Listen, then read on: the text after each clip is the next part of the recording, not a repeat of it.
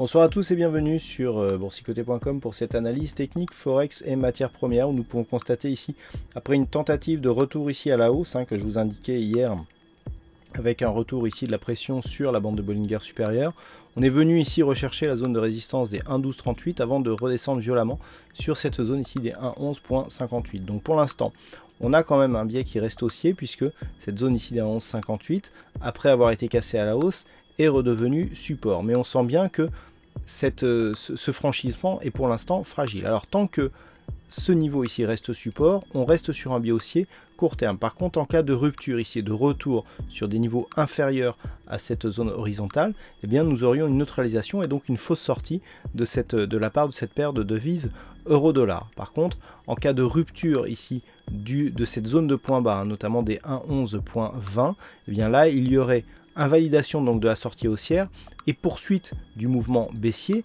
puisque nous aurions une succession de points hauts et de points bas significatifs qui seraient du coup baissières. Donc attention ici à ce niveau si les cours venaient à repasser ici sous les 1,11.58. Sur le dollar yen, nous avons finalement une confirmation ici de la dynamique haussière en place puisqu'après avoir marqué un point haut significatif ici sur les 104 yens pour 1 dollar, on a hésité ici avant de revenir sur la stat américaine, proche ici sur des niveaux proches ici des 102.69. Donc je vous avais indiqué que depuis la rupture ici de ce niveau, c'était vraiment cette zone horizontale ici qui faisait office de support, c'est-à-dire qu'elle était résistance, on la casse et on est revenu la tester en zone de support et on confirme ici une poursuite du mouvement haussier. Alors ce qui est intéressant déjà, c'est que dans cette dynamique haussière, on consolide sur le 23,6% de Fibonacci après l'inscription ici du plus haut significatif.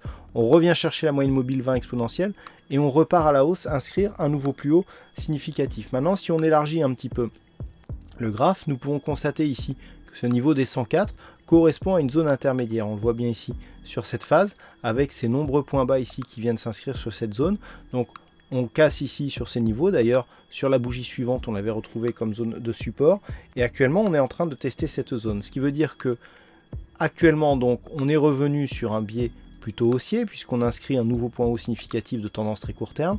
Tant que ce niveau ici des 102,69 reste support, on va pouvoir casser ici dans une configuration assez favorable ce niveau des 104 yens pour 1 dollar pour valider ici le retour de cette dynamique haussière dont l'objectif, je le rappelle, se situe au-delà des 106 yens pour 1 dollar, à savoir sur la zone des 106.40. Donc à surveiller ici ces deux niveaux, 102.69 et 104 yens pour 1 dollar.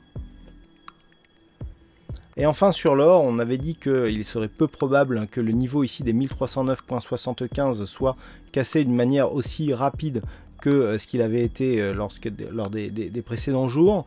On est bien revenu ici sous la moyenne mobile 20 exponentielle et regardez le second test. On est venu tester encore une fois ces 1309.75 avant de marquer un violent rebond technique qui nous a directement ramené ici sur la bande de Bollinger supérieure avant ici cette bougie d'hésitation. Donc c'est assez intéressant parce que cela valide, je dirais, la poursuite de ce mouvement neutre qui évolue, je le rappelle, entre 1371,50 et 1309,75 avec une attaque certes un peu agressive mais suivie d'un rebond qui vient casser des points hauts significatifs de la précédente dynamique baissière. Donc pour l'instant, on a un signal de retournement. Si les cours ne repassent pas ici sous la moyenne mobile 20 exponentielle qui va commencer à remonter, et bien dans ce cas-là, on aurait un signal, un premier signal ici d'une inversion de la tendance court terme. Et si on valide donc la poursuite de cette évolution dans le range moyen terme, et bien l'objectif redeviendra un retour sur la zone des 1354,60 $ l'once.